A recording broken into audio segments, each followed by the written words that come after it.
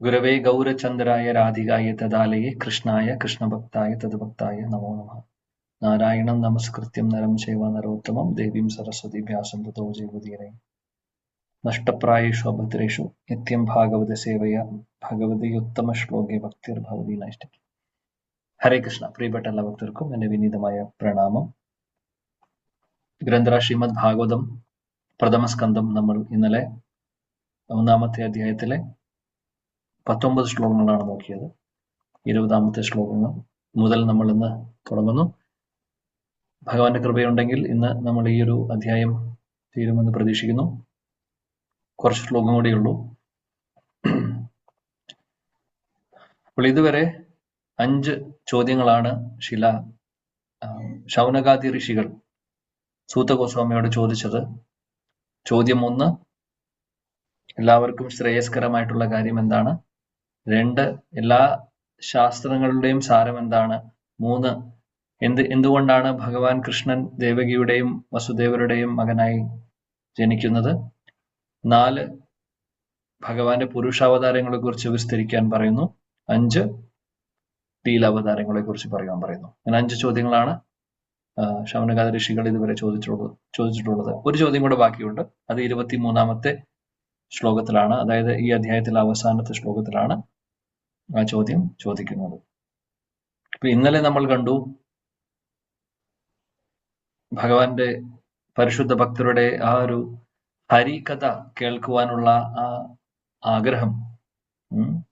തദേവ രമ്യം രുചിരം നവം നവം തദേവ ശശ്വൻ മനസ്സു മഹോത്സവം തദേവ ശോക അർണവ ശോഷണം നൃണാം യദ് ഉത്തമ ശ്ലോക യശോന ഗീയതേ. എല്ലാവരുടെയും പരിശുദ്ധ ഭക്തരുടെ അവരുടെ ആഗ്രഹം ഒന്ന് മാത്രമേ ഉള്ളൂ. സദാസമയം നാമം ജപിക്കുക, ഭഗവാനെ കുറിച്ച് സ്തുതിക്കുക, നാമം ജപിക്കുക, സ്തുതിക്കുക, സദാസമയം ഭഗവാനെ കുറിച്ച് കേൾക്കുക. അതായത് ശ്രവണവും കീർത്തനവും. അതിൽ അവർക്ക് ഒരു പ്രയാസവും ഇല്ല, അല്ലെങ്കിൽ അതിൽ ഒരിക്കലും അവർക്ക് ഒരു മടുപ്പ് തോന്നുന്നില്ല. ശാശ്വതകാലം അല്ലെങ്കിൽ എല്ലായ്പ്പോഴും അവർ അത് ചെയ്യുവാൻ ആഗ്രഹിക്കുന്നു. അതാണ് പറയുന്നത്. ശൗനകാദി ഋഷികളുടെ ഭാവം അത് തന്നെയാണ്. ഇനിയും അവർക്ക് അവിടെയുള്ള എല്ലാവരും, ശൗനക ഋഷി സാധാരണ ഒരു വ്യക്തിയല്ല, അദ്ദേഹം വലിയൊരു വരിഷ്ഠനായിട്ടുള്ള ഭക്തനാണ്. അതേപോലെ അവിടെയുള്ള മറ്റുള്ള ഋഷിവര്യന്മാരും വളരെ ശ്രേഷ്ഠരായിട്ടുള്ളവരാണ്. അവരെല്ലാവരും ഭക്തരാണ്. എന്നാലും വീണ്ടും വീണ്ടും ഭഗവാനെ കുറിച്ച് കേൾക്കുവാൻ ഞങ്ങൾ ആഗ്രഹിക്കുന്നു. അവർ ഇതിനു മുമ്പും കേട്ടിട്ടുണ്ടാവും. എന്നാൽ ഇപ്പോൾ സൂത ഗോസ്വാമിയെ പോലുള്ള ഒരു ആചാര്യനെ അത് അവർക്ക് കിട്ടുന്നു. അപ്പോൾ ആ ആചാര്യനിൽ നിന്ന് കേൾക്കുവാൻ വേണ്ടി അവർ ആഗ്രഹിക്കുന്നു. അതാണ് നമ്മൾ കണ്ടത് 19-ാമത്തെ ശ്ലോകത്തിൽ. 20-ാമത്തെ ശ്ലോകത്തിൽ എന്ത് പറയും നോക്കാം. മനോഹരമായിട്ടുള്ള ശ്ലോകമാണ്. കൃതവാൻ കില കർമാണി സഹ രാമേണ കേശവഃ അതിമർത്യാനി ഭഗവാൻ ഗൂഢാ കപടാ മാനുഷഃ. കലാദേവി മാതാജി. ഹരേ കൃഷ്ണ പ്രഭുജി. ഓം നമോ ഭഗവതേ വാസുദേവായ. കൃതവാൻ കില കർമാണി സഹ രാമേണ കേശവഃ അതിമർത്യാനി ഭഗവാൻ ഗൂഢാ കപട മാനുഷഃ. വിവർത്തനം വായിക്കണോ പ്രഭു? വിവർത്തനം ബൈ ശ്രീല പ്രഭുപാദ് കി ജയ്. ഹരേ കൃഷ്ണ. പരമദിവ്യോത്തമ പുരുഷനായ ശ്രീകൃഷ്ണ ഭഗവാൻ ബലരാമനുമൊത്ത് മനുഷ്യനെ പോലെ കളിയാടുകയും നിഗൂഢമായ പല അമാനുഷിക കർമ്മങ്ങൾ നിർവഹിക്കുകയും ചെയ്തു. ഹരേ കൃഷ്ണ പ്രഭുജി. കൃതവാൻ കില കർമാണി സഹ രാമേണ കേശവ. ഇവിടെ രണ്ടുപേരെയും പറയുന്നു. സഹ രാമേണ കേശവ, കേശവനും ബലരാമനും, അതായത് കൃഷ്ണ ബലരാം രണ്ടുപേരും. അവര് എങ്ങനെയാണ് അവരുടെ ലീലകൾ ഉണ്ടായിരുന്നത്? ഇവിടെ പറയുന്നു ഗൂഢ കപട മാനുഷഃ, അതായത് മനുഷ്യരെ പോലെ, സാധാരണ 2 മനുഷ്യക്കുട്ടികൾ പോലെയാണ് അവരുടെ ലീലകൾ ഉണ്ടായിരുന്നത്. എന്നാൽ അവർ മനുഷ്യരാണോ? അല്ല. അവര് ഭഗവാൻ കൃഷ്ണൻ, പരമദിവ്യോത്തമ പുരുഷൻ കൃഷ്ണനും ബലരാമനും, കൃഷ്ണന്റെ ആദ്യത്തെ വിസ്തരണമാണ് ബലരാമൻ. രണ്ടുപേരും ഭഗവാന്മാര് തന്നെ.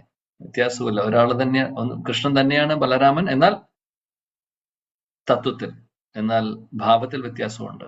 ഒന്ന് സേവ്യ ഭഗവാനും ഒന്ന് സേവക് ഭഗവാനും. അതാണ് വ്യത്യാസം. രണ്ടാമത്തെ വ്യത്യാസം അവർ തമ്മിലുള്ള നിറത്തിൽ വ്യത്യാസമുണ്ട്, ഭാവത്തിൽ വ്യത്യാസമുണ്ട്. കാര്യം ബലരാമൻ ഭഗവാൻ കൃഷ്ണനെ സേവിക്കുക എന്നുള്ള ഒരു ഭാവത്തിലാണ് എപ്പോഴും. ഭഗവാന്റെ സേവകനായിട്ടാണ്, കൃഷ്ണന്റെ സേവകൻ എന്നുള്ള ഒരു ഭാവത്തിലാണ് അദ്ദേഹം ഉള്ളത്. കൃഷ്ണനാണെങ്കിൽ ഭോക്താറാം യജ്ഞതപസം സർവലോക മഹേശ്വരം. ഭോക്ത, എല്ലാത്തിന്റെയും ഭോക്ത എന്ന് പറഞ്ഞാൽ എല്ലാത്തിന്റെയും എൻജോയർ, അല്ലെങ്കിൽ എല്ലാവരും ആരാധിക്കുന്നത് ആരെയാണ്, അതാണ്.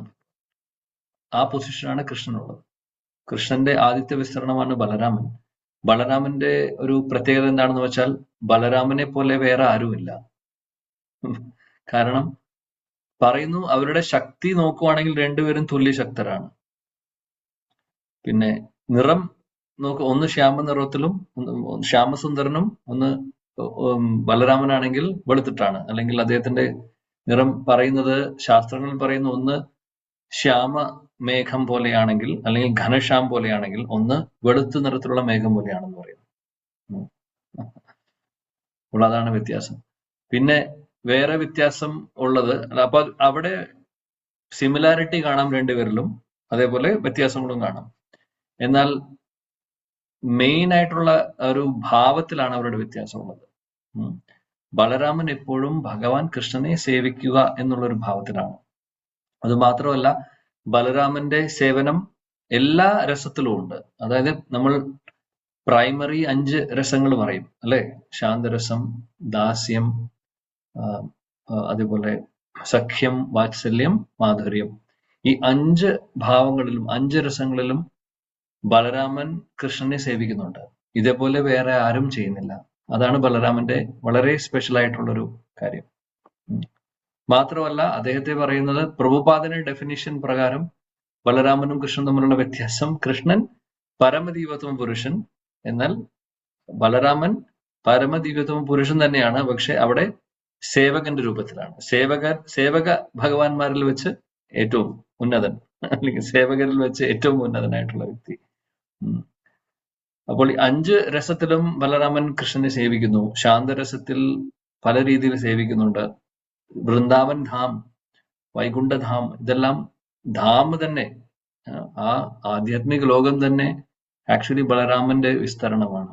അതേപോലെ വേറെ ഒരുപാട് ഭാവത്തിൽ ബലരാമന്റെ വിസ്തരണമാണ് ശേഷനാഗം. ശേഷനാഗം ഭഗവാന്റെ ഇരിപ്പിടമാണ്, അല്ലെങ്കിൽ കിടക്കുന്ന സ്ഥലമാണ്. അപ്പോൾ അങ്ങനെ പല രീതിയിലും ഭഗവാനെ ശാന്തരസത്തിൽ സേവനങ്ങൾ ചെയ്യുന്നുണ്ട്.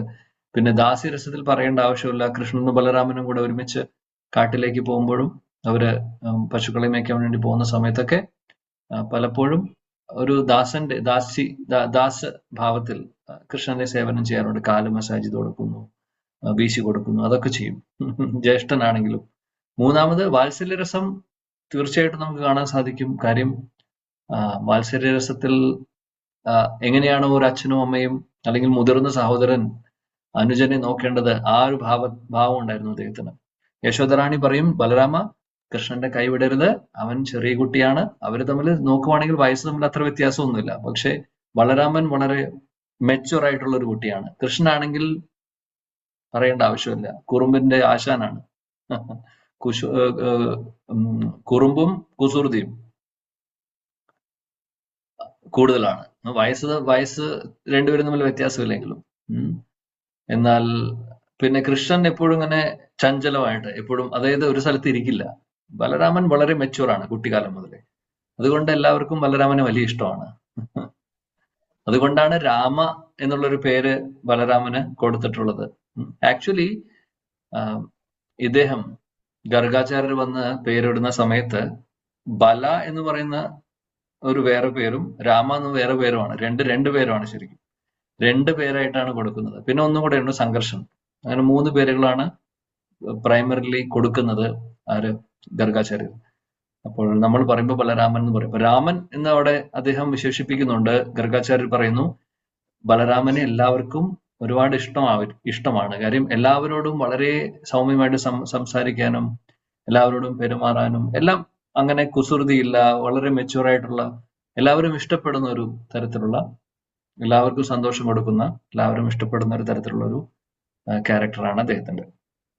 അപ്പോൾ ബലരാമൻ വാത്സല്യരസത്തിൽ എങ്ങനെ സേവിക്കുന്നു എന്ന് വെച്ചാൽ, യശോദറാണി പറയും കൃഷ്ണനെ നോക്കണം, കൃഷ്ണന്റെ കൂടെ എപ്പോഴും ഉണ്ടാവണം. അപ്പോൾ ബലറാം പറയും, എങ്ങനെയാണോ കണ്ണിനെ, ഈ കൃഷ്ണമണിയെ, കണ്ണിന്റെ ഈ ഒരു മിണ്ട, പുറത്തുള്ള മിണ്ട സംരക്ഷിക്കുന്നത്, അതേപോലെ ഞാൻ കൃഷ്ണനെ സംരക്ഷിക്കും എന്ന് പറയും. അപ്പോൾ ഒരു രക്ഷിതാവിന്റെ ഭാവത്തിൽ അദ്ദേഹം സേവനം ചെയ്യുന്നുണ്ട്. അപ്പൊ മൂന്നായി, ദാസ്യരസം പറഞ്ഞു, ശാന്തരസം പറഞ്ഞു, അതേപോലെ വാത്സല്യരസം പറഞ്ഞു. സഖ്യരസം പിന്നെ പറയേണ്ട ആവശ്യമില്ല, അവർ ഒരുമിച്ച് കളിക്കും, ഒരുമിച്ച് കഴിക്കുന്നു, ഭക്ഷണം കഴിക്കുന്നു, കളിക്കുന്നു, അടികൂടുന്നു, എല്ലാം സഖ്യരസത്തിലെല്ലാ ലീലകളും നമ്മൾ കേട്ടിട്ടുണ്ട്. പിന്നെ മാധുര്യ രസത്തിൽ പറയുന്നു, ബലരാമൻ അനംഗമഞ്ജരി എന്ന് പറയുന്ന രാധാറാണിയുടെ അനുജത്തിയും രാധാറാണിയുടെ പാലിദാസിമാരിൽ ഒരു വ്യക്തിയും കൂടിയാണ്. വളരെ പ്രധാനപ്പെട്ട പാലിദാസിമാരിൽ വെച്ച് പ്രധാനപ്പെട്ട ഒരു മഞ്ജരിയാണ്, അല്ലെങ്കിൽ പാലിയദാസിയാണ് അനംഗമഞ്ജരി. രാധാറാണിയുടെ അനുജത്തിയും കൂടിയാണ്. അപ്പോൾ ആ ഒരു അനംഗമഞ്ജരി ആക്ച്വലി പറയുന്നു ബലരാമനാണ്. അപ്പോൾ അങ്ങനെ അത് ആ ഒരു ഭാവം, ആ ഒരു സേവനം മാധുരി ഭാവത്തിലാണ്. അപ്പൊ അങ്ങനെയാണ്, അതാണ് കൃഷ്ണനും ബലരാമനും തമ്മിലുള്ള റിലേഷൻ. വളരെ വളരെ ഡീപ്പ് ആയിട്ടുള്ള റിലേഷനാണ്. അപ്പൊ ഇന്നലെ നമ്മൾ ആന്തരിക ശക്തിയെ കുറിച്ച് പറഞ്ഞപ്പോൾ, ബലരാമൻ ഭഗവാന്റെ 3 ശക്തികളിലെ സന്ധിനി ശക്തിയുടെ ആ ഒരു സന്ധിനി ശക്തിയുടെ അധിഷ്ഠാത്രി ബലരാമനാണ്. അപ്പോൾ അത്രമാത്രം അവർ തമ്മിലുള്ള റിലേഷൻ ഉണ്ട്. അതൊരു കാര്യം. ഇവിടെ പറയുന്നു ഗൂഢ കപട മനുഷ്യ, ഇവര് രണ്ടുപേരും ഒരു മനുഷ്യരെ പോലെ ഇവിടെ വരുന്നു, ലീലകൾ ചെയ്യുന്നു. എന്നാൽ അവര് ചെയ്തിട്ടുള്ള കാര്യങ്ങൾ നോക്കുവാണെങ്കിൽ അതിമർത്യാനി ചെയ്തിട്ടുള്ള കാര്യങ്ങളാണെങ്കിൽ ഒരു മനുഷ്യനും ചെയ്യാൻ സാധിക്കാത്ത കാര്യങ്ങളാണ്. എന്നാൽ നോക്കുമ്പോൾ ഒരു മനുഷ്യ കുട്ടികളെ പോലെ തോന്നുന്നു. എന്നാൽ അവർ ചെയ്തതുപോലുള്ള ലീലകൾ വേറെ ആർക്കും ചെയ്യാൻ സാധിക്കില്ല, അല്ലെ? നമ്മൾ അറിയാം, ഒരുപാട് രാക്ഷസരെ വധിക്കുന്നുണ്ട്, ഒരുപാട് കാര്യങ്ങൾ ചെയ്യുന്നുണ്ട് രണ്ടുപേരും, കൃഷ്ണനും ബലരാമനും. പിന്നെ കൃഷ്ണൻ ചെയ്യുന്ന കാര്യങ്ങൾ, പിന്നെ അതേ ഗോവർദ്ധനം പർവ്വതനം ഉയർത്തുന്നൊക്കെ, അങ്ങനെ ഒരുപാട് ആരും ചെയ്യാത്തത്, അതിമർത്യാനി, ആർക്കും ചെയ്യാൻ പറ്റാത്ത, ഒരു മനുഷ്യർക്കും സാധിക്കാത്ത ഒരുപാട് കാര്യങ്ങൾ, ലീലകൾ ചെയ്തിട്ടുണ്ട്. ശീല പ്രഭുപാദി ഭാവാർത്ഥത്തിൽ പറയുന്നു, ശ്രീ ചൈതന്യ മഹാപ്രഭു, കൃഷ്ണൻ, ബലരാമൻ ഇവരെല്ലാവരുടെയും അവതാരത്തെക്കുറിച്ച് ശാസ്ത്രങ്ങളിൽ പറയുന്നുണ്ട് എന്നുള്ളത്. അപ്പോൾ ഒരു കാര്യം നമ്മൾ മനസ്സിലാക്കണം, ഭഗവാന്റെ അവതാരങ്ങൾ, ഒരുപാട് അവതാരങ്ങളുണ്ട് അദ്ദേഹത്തിന്. അവതാരങ്ങളെല്ലാം തന്നെ ശാസ്ത്രങ്ങളിൽ പറഞ്ഞിരിക്കണം, ഇല്ലെങ്കിൽ അതിന് ഒത്തന്റിസിറ്റി ഇല്ല. നാളെ ഒരാൾക്ക് വന്നിട്ട് പറയാൻ സാധിക്കില്ല ഞാൻ ഭഗവാന്റെ അവതാരമാണെന്ന് പറഞ്ഞു കഴിഞ്ഞാൽ നടക്കുന്ന കാര്യമല്ല. അങ്ങനെ ആർക്കും പറയാൻ പറ്റുന്ന കാര്യമല്ല. കുറച്ച് വർഷങ്ങൾ മുമ്പ് നമ്മുടെ നാട്ടിൽ സൗത്ത് ഇന്ത്യയിൽ ഒരു കൽക്കിയുടെ അവതാരമാണെന്ന് പറയുന്ന ഒരു വ്യക്തി ഉണ്ടായിരുന്നു. അദ്ദേഹം കൽക്കിയുടെ അവതാരമല്ല, കൽക്കി ഇനി വരുന്നതിന് വേണ്ടി ഇനി 4 ലക്ഷം എത്തിച്ചെല്ലാനും ഒരുപാട് വർഷങ്ങളുണ്ട്. കലിയുഗത്തിന്റെ അവസാന ഭാഗത്താണ് കൽക്കി വരുന്നത്, ഇത്രയും ആദ്യം തന്നെ വരില്ല. അങ്ങനെ അതല്ലാതെ അദ്ദേഹത്തെ പോലെ വേറെയും കുറെ അവതാരങ്ങളുണ്ട്, പേരുകളൊന്നും നമ്മളിവിടെ പറയുന്നില്ല. അവതാരങ്ങൾ എന്ന് പറഞ്ഞു വരുന്ന മനുഷ്യ ദൈവങ്ങൾ സ്വയം പറയുന്നു ഞാൻ ഭഗവാൻ തന്നെയാണ്, അവതാരമാണ് എന്നൊക്കെ പറയുന്ന അങ്ങനെ മനുഷ്യ ദൈവങ്ങൾ പല ആളുകളും അങ്ങനെ എന്താ പറയാ അങ്ങനെ പ്രചരിപ്പിച്ച് ഒരുപാട് ആളുകൾ ഫോളോ ചെയ്യുന്നുണ്ടാവും അവരെയൊക്കെ. അതുകൊണ്ടാണ് നമ്മൾ പ്രായണാൽപായുഷ സഭ്യ അതിൽ പറയുന്നു സുമന്തമതയോ എന്ന് പറഞ്ഞാൽ എന്താണ്? മിസ്ഗൈഡ് ചെയ്യാൻ എളുപ്പമാണ് ആൾക്കാരെ, അതായത് ആൾക്കാരെ വഴിതെറ്റിക്കാൻ എളുപ്പമാണ് കലിയുഗത്തിലെ.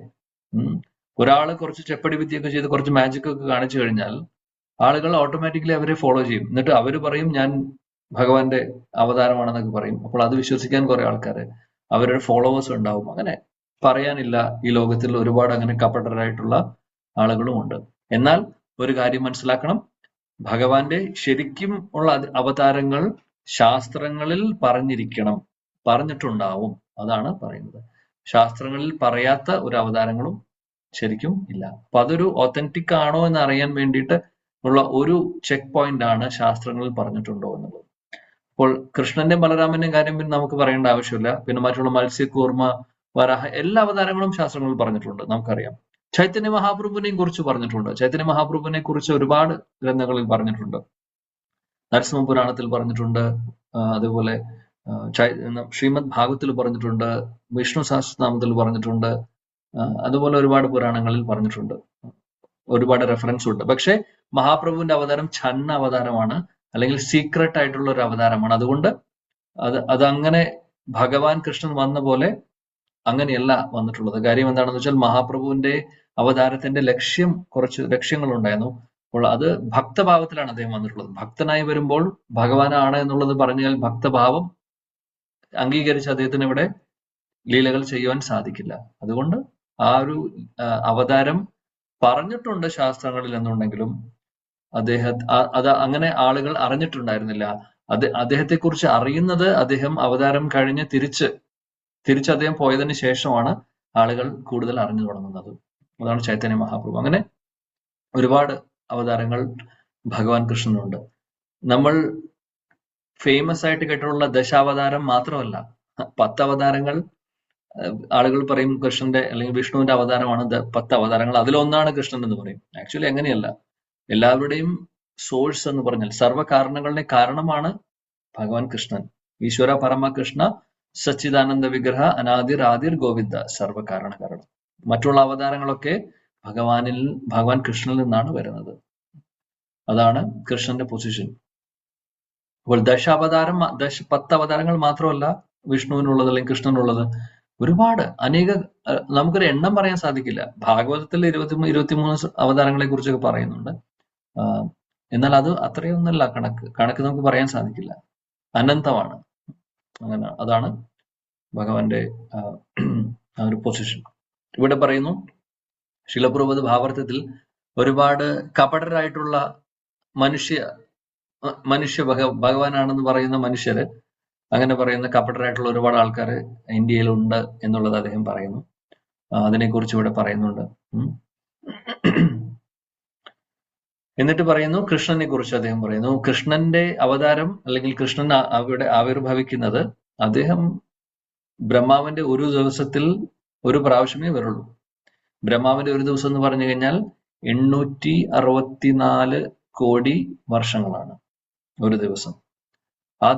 ഒരു ദിവസത്തിൽ ഒരു പ്രാവശ്യം മാത്രമേ കൃഷ്ണനായിട്ട് വരുന്നുള്ളൂ. ആ ഒരു പ്രാവശ്യം ഈ അടുത്താണ് വന്നത്, 5000 വർഷങ്ങൾ മുമ്പ്. അധികം പഴക്കമില്ല. നമ്മുടെ നമ്മളിപ്പോൾ ഇരിക്കുന്ന 5000 വർഷം കഴിഞ്ഞിട്ടേ ഉള്ളൂ ഭഗവാൻ കൃഷ്ണൻ വന്നു പോയതിനു ശേഷം. ചൈതന്യ മഹാപ്രഭു അദ്ദേഹം ഇതേപോലെ തന്നെയാണ്, കൃഷ്ണനെ പോലെ തന്നെയാണ്. ബ്രഹ്മാവിന്റെ ഒരു ദിവസത്തിൽ ഒരു പ്രാവശ്യമേ അവതരിക്കുന്നുള്ളൂ മഹാപ്രഭു ഈ ഒരു ഭാവത്തിൽ. അപ്പോൾ ആ ഒരു ലീലയും കഴിഞ്ഞിട്ട് 500 വർഷങ്ങളായിട്ടുള്ളൂ. നോക്കുവാണെങ്കിൽ നമ്മൾ ഒരുപാട് ഭാഗ്യം ചെയ്തിട്ടുള്ളവരാണ്. ചൈതന്യ മഹാപ്രഭുവിന്റെ ആ ഒരു 10,000 വർഷം വരെ നീളുന്ന ആ സുവർണ കാലഘട്ടത്തിൽ നമ്മൾ പെട്ടിട്ടുണ്ട് ഭഗവാന്റെ കൃപ കൊണ്ട്. അതേപോലെ തന്നെ ഭഗവാൻ കൃഷ്ണന്റെ അവതാരം കഴിഞ്ഞ് വെറും 5000 വർഷമായിട്ടുള്ളൂ. അപ്പോൾ അധികമായിട്ടില്ല. അതുകൊണ്ടാണ് ഇപ്പോഴും ഈ ലീലകളെല്ലാം ഫ്രഷ് ആയിട്ടിരിക്കുന്നതും നമ്മൾ ഇപ്പോഴും ആസ്വദിക്കാൻ നമുക്ക് സാധിക്കുന്നതും. ലീലാസ്ഥലികൾ ഇപ്പോഴും ധാമിൽ പോകുമ്പോൾ ഉള്ളതൊക്കെ ഇനിയും വർഷങ്ങൾ മുന്നോട്ട് പോകുമ്പോൾ ലീലാസ്ഥലികളൊക്കെ അപ്രകടമാവും. ഓൾറെഡി അപ്രകടമായത് പിന്നീട് പുനരുദ്ധാരണം ചെയ്യുന്നതാണ്, പിന്നീട് കൊണ്ടുവരുന്നതാണ് നമ്മുടെ ഗോസ്വാമിമാരും മറ്റുള്ള ആചാര്യമാരും ചൈതന്യ മഹാപ്രഭു ഒക്കെ. ഇനിയും കലിയുഗം മുന്നോട്ട് പ്രോഗ്രസ് ചെയ്യുമ്പോൾ ഇതെല്ലാം പതുക്കെ ഗുപ്തമായി മാറും, അല്ലെങ്കിൽ ഇതെല്ലാം അപ്രകടമായി പോകും. അപ്പൊ നമ്മുടെ സൗഭാഗ്യമാണ് ഇന്ന് ധാമുണ്ട്, നമുക്ക് ഒരുപാട് കാര്യങ്ങൾ ചെയ്യാൻ സാധിക്കുന്നുണ്ട്. അപ്പോൾ ഈ ഒരു അവസരം നമ്മൾ കളയാതെ നോക്കണം എന്നുള്ളതാണ്. ഇവിടെ പ്രഭുപാദ് പറയുന്ന ഭാവാർത്ഥത്തിൽ കൃഷ്ണൻ ജനിക്കുമ്പോൾ തന്നെ ഭഗവത് രൂപത്തിലാണ് വരുന്നത്. ദേവകി റാണിക്ക് അദ്ദേഹം അവതരിക്കുന്ന സമയത്ത് ദേവകി റാണിയുടെ വസുദേവരുടെ ഹൃദയത്തിൽ നിന്ന് ദേവകി റാണിയുടെ ഹൃദയത്തിലേക്ക് പ്രവേശിക്കുന്നു. അതിനുശേഷം അദ്ദേഹം പ്രകടമാവുകയാണ് ചെയ്യുന്നത്. സാധാരണ ഒരു കുട്ടി ജനിക്കുന്ന പോലെയല്ല കൃഷ്ണൻ ജനിക്കുന്നത്. അത് മാത്രമല്ല, കൃഷ്ണൻ പുറത്തു വരുമ്പോൾ അദ്ദേഹത്തിന്റെ ആവിർഭാവം എങ്ങനെയാണ്? പുറത്തു വരുമ്പോൾ അദ്ദേഹത്തിന് മനോഹരമായിട്ടുള്ള ആഭരണങ്ങൾ ധരിച്ചിട്ടുണ്ട്, മനോഹരമായിട്ടുള്ള നീളത്തിലുള്ള ചുരുണ്ട മുടിയുണ്ട്, നല്ല ഭംഗിയായിട്ട് എല്ലാ ഡെക്കറേഷനോട് കൂടിയിട്ടാണ് കൃഷ്ണൻ വരുന്നത്. അങ്ങനെയാണോ സാധാരണ ഒരു കുട്ടി വരുന്നത്? അല്ല. സാധാരണ ലോകത്ത് നമ്മുടെ മനുഷ്യരെ നോക്കിക്കഴിഞ്ഞാൽ അങ്ങനെയല്ല വരുന്നത്. കൃഷ്ണന്റെ അവതാരം അങ്ങനെയാണ്. അതാണ് പ്രഭുപാദ് പറയുന്നത്, അദ്ദേഹം വന്നപ്പോഴേ 4 കൈകളുള്ള വിഷ്ണു രൂപത്തിലാണ് വരുന്നത്. അതിനുശേഷം ദേവിക റാണി പറയുന്നു, എനിക്ക് അവർക്ക് മനസ്സിലായി ഭഗവാനാണെന്നുള്ളത്. കാര്യം അവര് രണ്ടുപേരുടെയും ആഗ്രഹപ്രകാരമാണ് കൃഷ്ണൻ അവതരിച്ചിട്ടുള്ളത്. വസുദേവരും ദേവകി റാണിയും മുന്നുള്ള ജന്മങ്ങളിൽ ഒരുപാട് ജന്മങ്ങൾ അവര് തപസ് ചെയ്തിട്ടുണ്ട് കൃഷ്ണനെ മകനായിട്ട് ലഭിക്കാൻ വേണ്ടി. അതുകൊണ്ട് അങ്ങനെയാണ് പിന്നീട് അവർക്ക് ഭഗവാൻ തന്നെ മകനായിട്ട് വരുന്നത്. പൃഷ്ണി സുതപ എന്നുള്ള പേരിലായിരുന്നു അവർ അറിയപ്പെടുന്നത്. അത് ദശമസ്കന്ധത്തിൽ പറയുന്നുണ്ട് അതിനെക്കുറിച്ച്. എനിവേ, അപ്പോൾ കൃഷ്ണന്റെ ആ ഒരു അല്ലെങ്കിൽ കൃഷ്ണന്റെ രൂപത്തെ കുറിച്ച് ശീല പ്രഭുപാദ് പറയുന്നു, 4 കൈകളായിട്ട് വരുന്നത്. പിന്നീട് ദേവകിറാണി നിർദ്ദേശിക്കുന്നു, റിക്വസ്റ്റ് ചെയ്യുന്നു കൃഷ്ണനോട്, ഇങ്ങനെയാണെങ്കിൽ എല്ലാവർക്കും മനസ്സിലാവും അങ്ങ് ഭഗവാനാണെന്നുള്ളത്. അങ്ങ് സാധാരണ കുട്ടിയെ പോലെ ആവാൻ പറഞ്ഞു. അങ്ങനെയാണ് പിന്നെ 2 കൈകളുള്ള കുട്ടിയായി മാറുന്നത്. എന്നിട്ട് അതിനുശേഷമാണ് വസുദേവരെ കൊണ്ടുപോകുന്നത്. എങ്ങോട്ട് കൊണ്ടുപോകുന്നത്? ഗോകുലത്തിലേക്ക് കൊണ്ടുപോകുന്നത്, വൃന്ദാവനത്തിലേക്ക് കൊണ്ടുപോകുന്നത്. എന്നാൽ ഒരു കാര്യം കൂടെ നമ്മൾ മനസ്സിലാക്കണം. നമ്മൾ എന്തായാലും ആ ഒരു ഡിസ്കഷനിലേക്ക് പോകുന്നില്ല, കൃഷ്ണൻ ശരിക്കും ആരുടെ മകനാണ് എന്നുള്ളതിലേക്ക്. എന്നാണെങ്കിലും ഒരു കാര്യം നമ്മൾ ഓർക്കേണ്ടത്, കൃഷ്ണന്റെ ആധ്യാത്മിക ലോകത്തിലെ ഗോലോക വൃന്ദാവനത്തിലെ രൂപം എന്ന് പറഞ്ഞു കഴിഞ്ഞാൽ 2 കൈകളുള്ള ശ്യാമസുന്ദര രൂപമാണ്. 4 കൈകളുള്ള വിഷ്ണു രൂപങ്ങൾ വൈകുണ്ഠത്തിലാണ് ഉള്ളത്. ഇതാണ് നമ്മൾ മനസ്സിലാക്കേണ്ട ഒരു കാര്യം. പിന്നീട് ശിലപ്രഭുപാദ് പറയുന്നു, ഭഗവാൻ കൃഷ്ണന്റെ ലീലകളും അവതാരമാവട്ടെ ലീലകളാവട്ടെ എല്ലാം ദിവ്യമാണെന്നുള്ളത്. ജന്മ കർമ്മചമേ ദിവ്യം ഏവം യോവേതി തത്വതഃ ത്യക്ത്വാ ദേഹം പുനർജന്മ നൈതി മാം എത്തിസോ അർജുന. ഭഗവാൻ ഭഗവത്ഗീതയിൽ പറയുന്നുണ്ട്, ആരാണോ എന്റെ ലീലകൾ, എന്റെ ആവിർഭാവം, എന്റെ കർമ്മങ്ങൾ, ലീലകൾ ഇതെല്ലാം മനസ്സിലാക്കുന്നത്, ശരിയായിട്ടുള്ള രീതിയിൽ തത്വത്തിൽ മനസ്സിലാക്കുന്നത്, അവർ വീണ്ടും ഈ ഒരു ഭൗതിക ലോകത്തിൽ ജന്മമെടുക്കില്ല എന്ന്. ഫേമസ് ആയിട്ടുള്ള ശ്ലോകമാണത്. അപ്പോൾ ആ ശ്ലോകത്തിന്റെ അർത്ഥം പ്രഭുപാദ് ഭാവാർത്ഥത്തിൽ ഇവിടെ കോട്ട് ചെയ്യുന്നുണ്ട്. ആ ശ്ലോകമാണ് ഉദ്ദേശിച്ചിട്ടുള്ളത്. പിന്നീട് പ്രഭുപാദ് പറയുന്നു, കൃഷ്ണന്റെ ലീലകൾ കൂടുതലും, അല്ലെങ്കിൽ കൃഷ്ണന്റെ ലീലകൾ എക്സ്ക്ലൂസീവ്ലി ദശമസ്കന്ധത്തിലാണ് പറയുന്നത് എന്നുള്ളത്. ദശമസ്കന്ധം നോക്കിക്കഴിഞ്ഞാൽ 90 അധ്യായങ്ങളാണുള്ളത്. 90 അധ്യായം എന്ന് പറയുമ്പോൾ ശ്രീമദ് ഭാഗവതത്തിലെ ഏകദേശം 30% വോളിയം വരുന്നത് ദശമസ്കന്ധത്തിലാണ്. 90 അധ്യായങ്ങളുണ്ട്. കൃഷ്ണന്റെ ലീലകളെല്ലാം അവിടെ പറയുന്നു. അദ്ദേഹത്തിന്റെ ആവിർഭാവം മുതൽ പിന്നീട് വൃന്ദാവന ലീല, മധുരയിലുള്ള ലീല, ദ്വാരകയിലുള്ള ലീല എല്ലാം പറയുന്നുണ്ട്, കവർ ചെയ്യുന്നുണ്ട് ദശമസ്കന്ധത്തിൽ. പിന്നീട് പ്രഭുപാദ് പറയുന്നു, കൃഷ്ണന്റെ ആ ഒരു പൊസിഷനെ കുറിച്ചാണ് പറയുന്നത്. അദ്ദേഹം സാധാരണ ഒരു വ്യക്തിയല്ല. അദ്ദേഹം മനുഷ്യനെ പോലെ ഇവിടെ ലീലകൾ ചെയ്യുവാൻ വേണ്ടി അവതരിച്ചു. പക്ഷെ എന്നാൽ അദ്ദേഹം മനുഷ്യനല്ല, അദ്ദേഹം പരമദൈവത്വം പുരുഷൻ തന്നെയാണ്. അതെങ്ങനെ മനസ്സിലാക്കാൻ സാധിക്കും? ഒന്ന്, ഓഫ്കോഴ്സ് ഭഗവാൻ കൃഷ്ണൻ ശാസ്ത്രങ്ങളിൽ പറയുന്നുണ്ട് കൃഷ്ണന്റെ അവതാരത്തെ കുറിച്ച്. മാത്രമല്ല അദ്ദേഹം ചെയ്തിട്ടുള്ള കാര്യങ്ങളും ഇവിടെ പറയുന്നു. വളരെ, അതായത് ആർക്കും ചെയ്യാൻ സാധിക്കാത്ത അതിമർത്യാനി കർമ്മങ്ങൾ, ഒരു മനുഷ്യനും സാധിക്കാത്തതായിട്ടുള്ള കാര്യങ്ങൾ. ഗോവർദ്ധന പർവ്വതം എടുക്കുക, 6 ദിവസം, അതായത് കുട്ടിയായിരിക്കുന്ന സമയത്ത് പൂതനയെ പോലുള്ള രാക്ഷസിയെ വധിക്കുക, ഒരുപാട് കാര്യങ്ങൾ കൃഷ്ണൻ ചെയ്തിട്ടുണ്ട്. ആർക്കും ചെയ്യാൻ സാധിക്കില്ല. അതിൽ നിന്ന് തന്നെ മനസ്സിലാക്കാൻ സാധിക്കും അദ്ദേഹം സാധാരണ ഒരു മനുഷ്യനൊന്നുമല്ല, അദ്ദേഹം ഭഗവാൻ തന്നെയാണ് എന്നുള്ളത്. അതാണ് പ്രഭുപാദ് ഇവിടെ നമ്മളെ ഓർമ്മിപ്പിക്കുന്ന കാര്യം.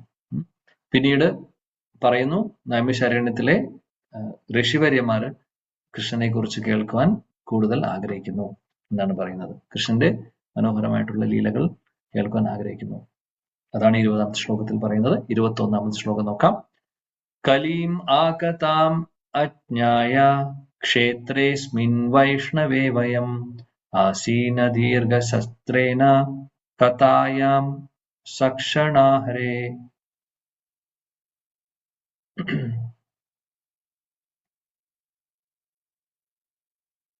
വസന്ത മതജി. ഓം നമോ ഭഗവതേ വാസുദേവായ. ശ്ലോകം 21. കലീമാഗതമാജ്ഞായ ക്ഷേത്രേ അസ്മിൻ വൈഷ്ണവേ വയം ആസീന ദീർഘസത്രേണ കഥായാം സക്ഷണാഹരേ. വിവർത്തനം. ശ്രീല പ്രഭുപാദ് കി ജയ്.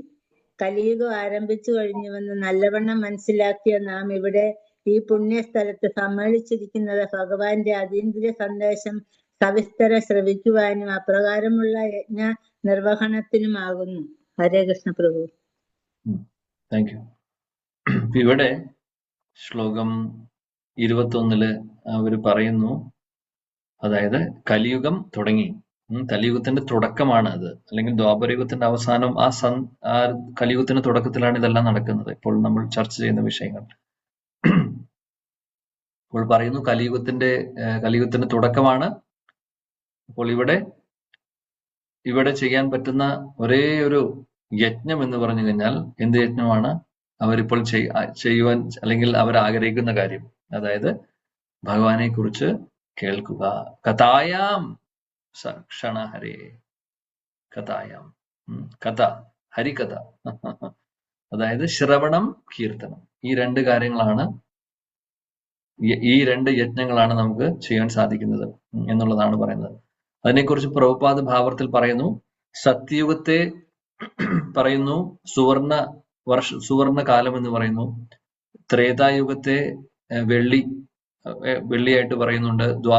ദ്വാപരയെ ചെമ്പും കലിയുഗത്തെ ഇരുമ്പും. അങ്ങനെയുള്ള അതായത് ഈ മെറ്റലുകൾ 4 മെറ്റലായിട്ട് കമ്പയർ ചെയ്യുമ്പോൾ അങ്ങനെയാണ് പറയുന്നത്. ഇപ്പൊ സത്യയുഗത്തിലെ ആളുകളുടെ ആയുസ് നോക്കുവാണെങ്കിൽ 1,00,000 വർഷങ്ങൾ അവര് ജീവിക്കുമായിരുന്നു. അവരുടെ ഡ്യൂറേഷൻ, അവരുടെ ലൈഫ് സ്പാൻ അത്രയുണ്ട്. പിന്നെ താഴോട്ട് വരുമ്പോൾ ത്രേതായുഗത്തില് 10,000 വർഷമാണ് ആവറേജ് അവരുടെ ആ ഒരു വയസ്സ് അല്ലെങ്കിൽ ആയുസ്. ഇനി ദ്വാപരയുഗത്തിൽ വരുമ്പോൾ 1000 വർഷങ്ങളോളാണ് ആവറേജ്. കലിയുഗത്തിൽ വരുമ്പോൾ അത് 100 മാറി. ഇപ്പൊ നമ്മളെ സംബന്ധിച്ച് 100 ആവറേജ്, 100 വയസ്സ് വരെ ജീവിക്കാമെന്നുള്ളത്. പക്ഷെ 100 പോലും ഇപ്പോൾ ആർക്കും ഇല്ല. ഇപ്പോഴത്തെ ആവറേജ് നോക്കുകയാണെങ്കിൽ 70, 65, 70 ആയി മാറി. അത്രയും താഴോട്ട് വന്നു. കാര്യം നമ്മുടെ ലൈഫ് സ്റ്റൈൽ അങ്ങനെയാണ്. പല കാര്യങ്ങളും ചെയ്യാൻ പാടില്ലാത്ത കാര്യങ്ങൾ ചെയ്യുന്നു. അതെല്ലാം കൊണ്ടും 100 ആവറേജ് ലൈഫ് സ്പാൻ ഉള്ളത് കുറഞ്ഞിട്ടുണ്ട്. അപ്പൊ അതാണ് അവസ്ഥ. പ്രഭുപാദ് ഇവിടെ പറയുന്ന ഭാവാർത്ഥത്തിൽ ഈ 4 യുഗങ്ങളില് ഭഗവത് സാക്ഷാത്കാരത്തിന് 4 മാർഗങ്ങളാണ് പറയുന്നത്. 4 വേറെ മാർഗങ്ങളാണ് പറയുന്നത്. എന്താണ് പറയുന്നത്? ഇത് ഭാഗവത്തിലെ ശ്ലോകമാണ്. ആക്ച്വലി 12ാമത്തെ സ്കന്ധത്തിലെ 3ാമത്തെ അധ്യായത്തിലെ 52ാമത്തെ ശ്ലോകമാണ്. കൃതേ യധ്യായതോം വിഷ്ണും ത്രേതായം യജതോ മകേ ദ്വാപരേ പരിചര്യായം കലോ തത് ഹരികീർത്തന. മനോഹരമായിട്ടുള്ള ശ്ലോകം. 12, 3, 52 ഭാഗവതം. അവിടെ പറയുന്നു കൃതേ യധ്യായതോ വിഷ്ണു. കൃതയുഗ എന്ന് ഉദ്ദേശിക്കുന്ന സത്യയുഗത്തില് ഭഗവത് സാക്ഷാത്കാരത്തിനുള്ള മാർഗം പറയുന്നത് എന്താണെന്ന് വെച്ചാൽ ധ്യാനം, മെഡിറ്റേഷൻ ആണ് പറയുന്നത്. അപ്പോൾ സത്യയുഗത്തില് ധ്യാനിച്ചിട്ടുള്ള വ്യക്തികൾ ഒരുപാടുണ്ട്. നമ്മുടെ വാൽമീകി മുനിയായി മാറുന്നത്, ഋഷിയായി മാറുന്നത് 60,000 വർഷത്തോളം അദ്ദേഹം തപസ് ചെയ്തിട്ടുണ്ട്, ധ്യാനിച്ചിട്ടുണ്ട്, മെഡിറ്റേഷൻ ചെയ്തിട്ടുണ്ട്. നമ്മളെ സംബന്ധിച്ച് ഒരു 5 മിനിറ്റ് പോലും ശ്രദ്ധയോട് കൂടിയിട്ട് കാലനക്കാതെ, കാല് വേദനിക്കാതെ ഇരിക്കാൻ നമുക്ക് സാധിക്കില്ല. പിന്നെയാണോ 50,000 വർഷം, 60,000 വർഷമൊക്കെ ചിന്തിക്കാൻ പോലും സാധിക്കില്ല. അപ്പോൾ അതാണ് സത്യയുഗത്തിലെ ആളുകളുടെ കപ്പാസിറ്റി. സത്യയുഗത്തിലെ ആളുകൾ അവരുടെ ആയുസ്സും കൂടുതലാണ്, അവരുടെ ബുദ്ധിശക്തി കൂടുതലാണ്, അവരുടെ ഇതേപോലുള്ള തപസ്യകൾ ചെയ്യാനുള്ള കഴിവുകളും അവർക്ക് പ്രാപ്തിയും ഒക്കെ ഉണ്ടായിരുന്നു. അത് കാലം കുറയുന്നതോടുകൂടി പല ചേഞ്ചസും വരുന്നു. എന്തിനു പറയണ, നമ്മുടെ ഹിരണ്യകശിപു 10,000 വർഷത്തേക്കാൾ കൂടുതൽ തപസ് ചെയ്തിട്ടുണ്ട്. അതിനുശേഷമാണ് അദ്ദേഹത്തിന് ശക്തികൾ കിട്ടുന്നത്, ആ വരം കിട്ടുന്നത്, ബ്രഹ്മാവ് പ്രത്യക്ഷപ്പെടുന്നത്. ഹിരണ്യകശിപുവിന്റെ തപോബലം കൊണ്ട് ഉപരിലോകങ്ങളിൽ ഇരിക്കുന്ന ഇന്ദ്രനും ചന്ദ്രനും അവർക്കൊക്കെ അവിടെ ഇരിക്കാൻ പറ്റുന്നുണ്ടായിരുന്നില്ല. കാര്യം ഇദ്ദേഹത്തിന്റെ ശരീരത്തിൽ നിന്ന് താപം വരുമായിരുന്നു. ആ താപം കൊണ്ട് സ്വർഗലോകങ്ങളിലുള്ള ആളുകൾക്ക് അസ്വസ്ഥത വരുന്നുണ്ടായിരുന്നു, ശ്വാസം വലിക്കാൻ പറ്റുന്നില്ല, അങ്ങനെ ഒരുപാട് പ്രശ്നങ്ങളുണ്ടായി. അതിനുശേഷം ഹിരണ്യകശിപു ഒറ്റക്കാലിലാണ് നിൽക്കുന്നുണ്ടായിരുന്നത്. പിന്നീട് പറയുന്നു ഉറുമ്പിന്റെ പുറ്റു വന്ന് അദ്ദേഹത്തെ മൂടി, അദ്ദേഹത്തെ കാണാത്ത ഒരവസ്ഥയായി, അസ്ഥികൂടം പോലെയായി. എന്നാലും അദ്ദേഹം തപസ്സിൽ നിർത്തിയിട്ടില്ലായിരുന്നു. അപ്പോൾ ബ്രഹ്മാവ് അന്വേഷിച്ചു വരുമ്പോൾ ഈ ദേവതമാരെല്ലാവരും ബ്രഹ്മാവിന്റെ അടുത്തേക്ക് പോകും. ഇങ്ങനെ അവിടെ ഹിരണ്യകശിപു തപസ് ചെയ്യുന്നത് കൊണ്ടാണ് ഞങ്ങൾക്ക് ഇവിടെ ശ്വാസം പോലും കിട്ടുന്നില്ല. ആ തപോബലം കൊണ്ട് അങ്ങയാണ് ധ്യാനിക്കുന്നത്. ബ്രഹ്മാവിനോട് പറയണം, അങ്ങയാണ് ധ്യാനിക്കുന്നത്, അങ്ങ് പോയി എന്തെങ്കിലും ഇതിന് വഴി ഉണ്ടാക്കണം എന്ന് പറഞ്ഞു.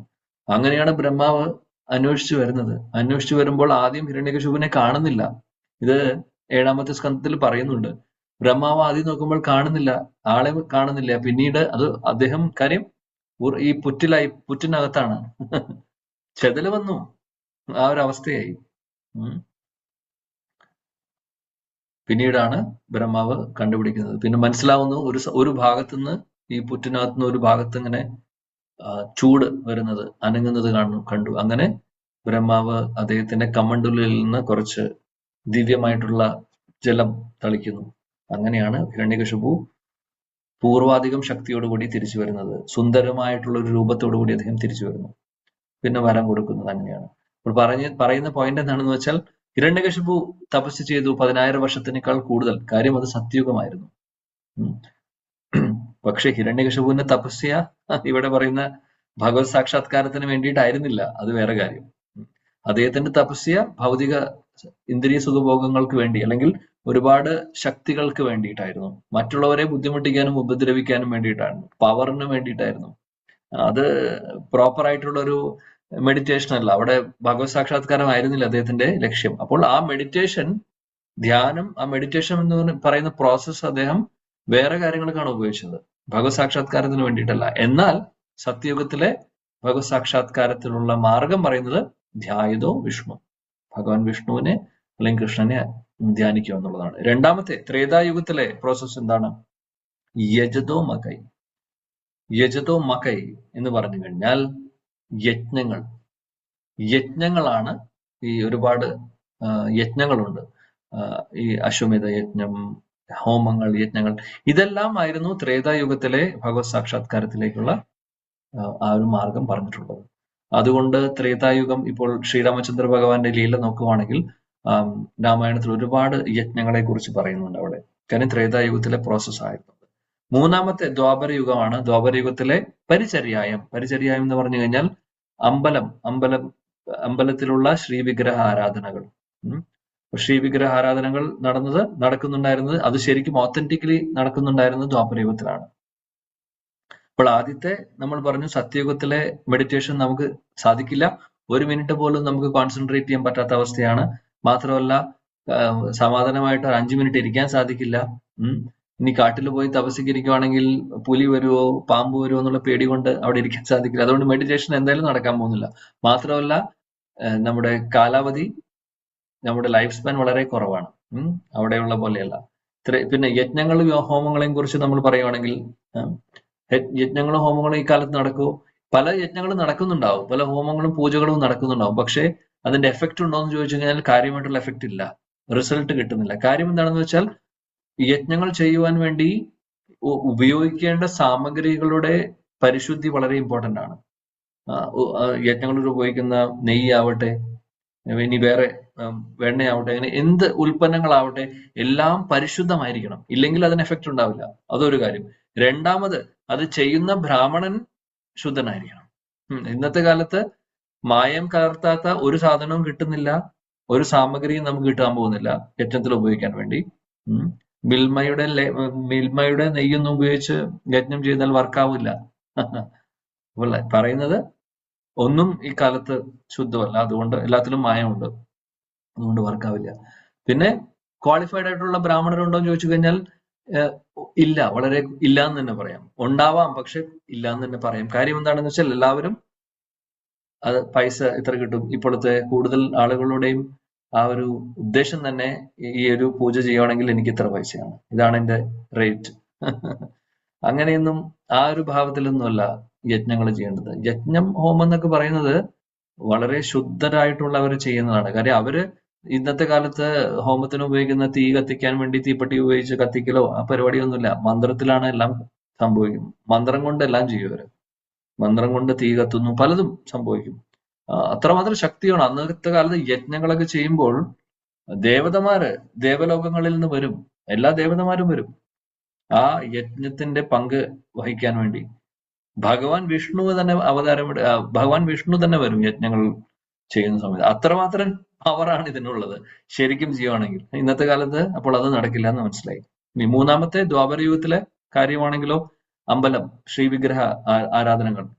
ഇപ്പോൾ അമ്പലങ്ങൾ ആ ഒരു കൺസെപ്റ്റും ശ്രീമൂർത്തി വിഗ്രഹ ആരാധനയൊക്കെ കൂടുതലും വരുന്നത് ദ്വാപരയുഗത്തിലാണ്. എന്നാൽ ഇപ്പോഴും നമ്മൾ കലിയുഗത്തിൽ ഇരിക്കുമ്പോഴും അമ്പലങ്ങളും ആ ഒരു വിഗ്രഹാരാധനയും ഉണ്ട് ഇപ്പോഴും. പക്ഷേ അന്നത്തെ കാലത്തെ ക്വാളിറ്റി ഇന്നില്ല. അന്ന് അത് ആരാധന ചെയ്യാനുള്ള ക്വാളിഫൈഡ് ആയിട്ടുള്ള ബ്രാഹ്മണരും പ്രോപ്പർ ആയിട്ടുള്ള ആരാധനയും നടക്കുന്നുണ്ടായിരുന്നു. ഇന്നത്തെ കാലത്ത് ഇതും ബിസിനസ്സായി മാറി. അപ്പോൾ അവിടെയും വർക്കാവുന്നില്ല. നമ്മൾ വീട്ടിൽ ഭഗവാനെ ആരാധിക്കുന്നുണ്ടെങ്കിൽ അവിടെ ബിസിനസ് അല്ലാതെ ചെയ്യുന്നത് അത് മാത്രമേ ഉണ്ടാവുള്ളൂ. മറ്റുള്ളതെല്ലാം പൈസയ്ക്ക് വേണ്ടിയിട്ടും ശമ്പളത്തിനും ചെയ്യുന്നതാണ്. അപ്പോൾ എത്രമാത്രം ആത്മാർത്ഥത ഉണ്ടാവും ചെയ്യുന്ന ആളുകൾക്ക് നമുക്കറിയില്ല. അതിനെക്കുറിച്ച് നമ്മളെ പറയാൻ നമുക്ക് യോഗ്യതയല്ല. എന്നാലും അതിന്റെ ക്വാളിറ്റി എത്ര ഉണ്ടാവും എന്നുള്ളത് നമുക്കറിയില്ല. അപ്പോൾ ചുരുക്കം പറഞ്ഞു കഴിഞ്ഞാൽ അത് എഫക്റ്റീവ്ലി ദ്വാപരയുഗത്തിൽ നടക്കുന്ന ആ ഒരു എഫക്റ്റ് ഇപ്പോൾ ഉണ്ടാവില്ല കലിയുഗത്തിൽ. അപ്പോൾ കലിയുഗത്തിൽ അതുകൊണ്ട് പറയുന്ന ഭഗവത്സാക്ഷാത്കാരത്തിന്റെ മാർഗം എന്നാണ് കലോ തത് ഹരികീർത്തനം. ഹരികീർത്തനം, ഭഗവാന്റെ നാമം, അതായത് ശ്രവണം, കീർത്തനം. ഇതാണ് കലിയുഗത്തിലെ ഭഗവത് സാക്ഷാത്കാരത്തിലേക്കുള്ള മാർഗം.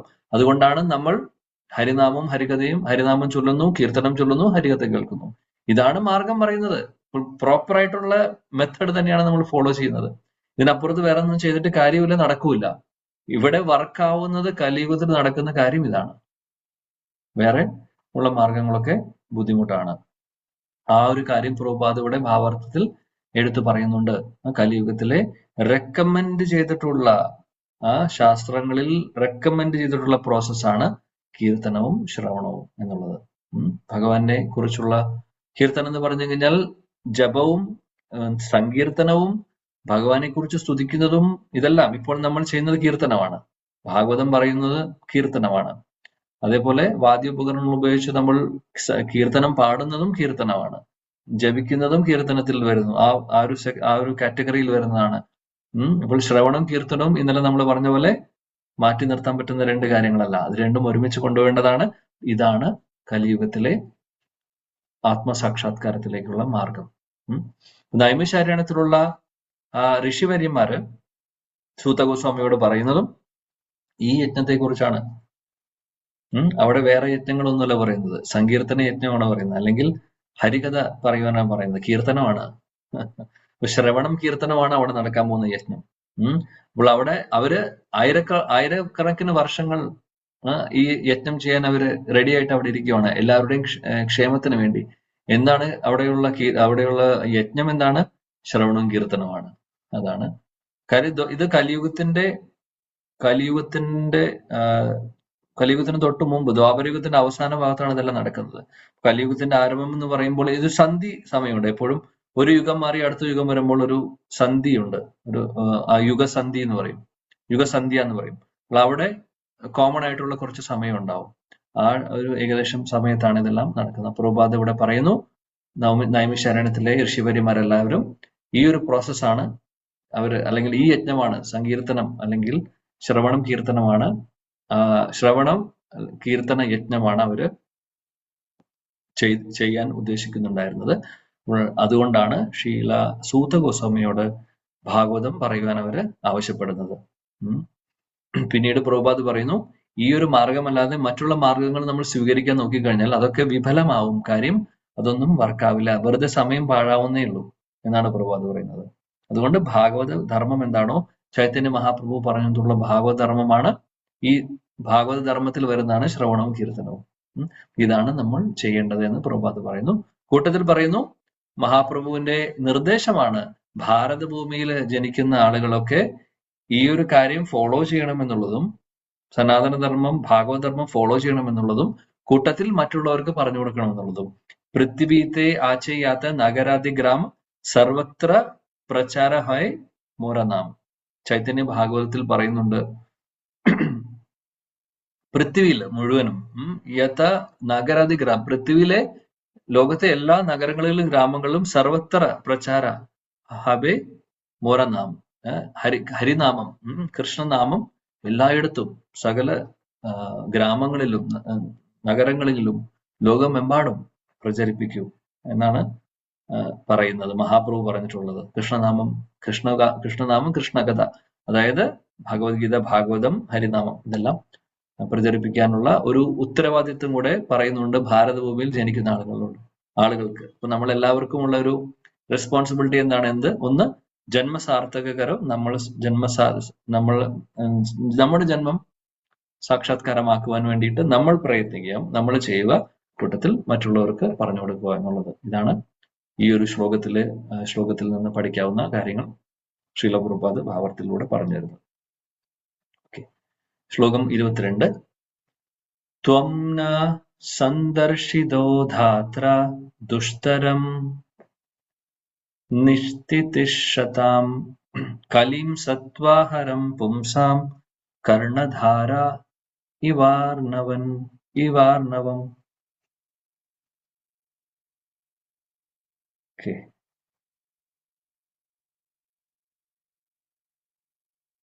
ഗീതാ മുരളി മാതാജി ഉണ്ടോ?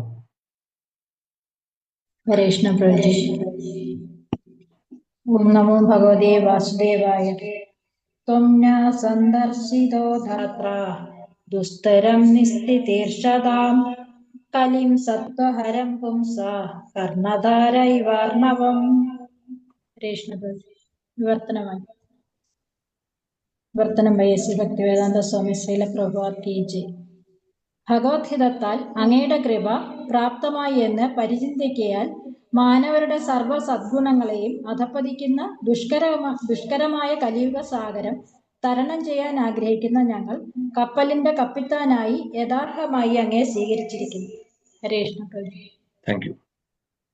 ഇവിടെ ശൗനകാദ ഋഷികൾ പറയുവാണ്, അങ്ങയെ സൂതഗോസ്വാമിയോട് പറയുന്നു, അങ്ങയെ കണ്ടുമുട്ടിയത് കൊണ്ട് അത് ഞങ്ങളുടെ മഹാസൗഭാഗ്യമാണ്, അങ്ങയെ കണ്ടുമുട്ടാനുള്ള ഭാഗ്യമുണ്ടായത് എന്നാണ് പറയുന്നത്. കാര്യം പരിശുദ്ധ ഭക്തനാണ് സൂത ഗോസ്വാമി ആണെങ്കിൽ നമ്മുടെ ശുഗദേവ് ഗോസ്വാമിയിൽ നിന്ന് നേരിട്ട് ഭാഗവതം കേട്ടിട്ടുള്ള വ്യക്തിയാണ്. അപ്പോൾ അവരുടെ സൗഭാഗ്യത്തെ അവര് എടുത്തു പറയുന്നു. ഒരുപാട് ഭാഗ്യം ചെയ്തിട്ടുണ്ട്. കാര്യം അങ്ങ് ഈ ഒരു കലിയുഗം ക്രോസ് ചെയ്യാൻ വേണ്ടിയിട്ടുള്ള കപ്പലിലെ കപ്പിത്താനാണ്. ആരെയാണ് അവിടെ പറയുന്നത്? സൂത ഗോസ്വാമിയെ പറയുന്നു. അങ്ങ് ക്യാപ്റ്റൻ ആണെന്നാണ് പറയുന്നത്, കപ്പിത്താനാണ്.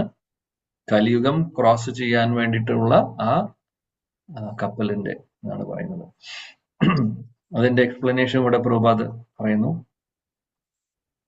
ഭാവാർത്ഥത്തിൽ. പ്രഭുപാദ് ഭാവാർത്ഥത്തിൽ പറയുന്നു, കലിയുഗത്തിലെ ആ അപകടം പിടിച്ച ആ ഒരു അവസ്ഥയെക്കുറിച്ച് അദ്ദേഹം ആദ്യം പറയുന്നു. അപ്പോൾ മനുഷ്യജന്മം ഭഗവത് സാക്ഷാത്കാരത്തിന് വേണ്ടിയിട്ടുള്ളതാണ്, അല്ലാതെ വെറുതെ പാഴാക്കാനുള്ളതല്ല എന്നുള്ളത് പ്രഭുപാദ് ഇവിടെ ഓർമ്മിപ്പിക്കുന്നു.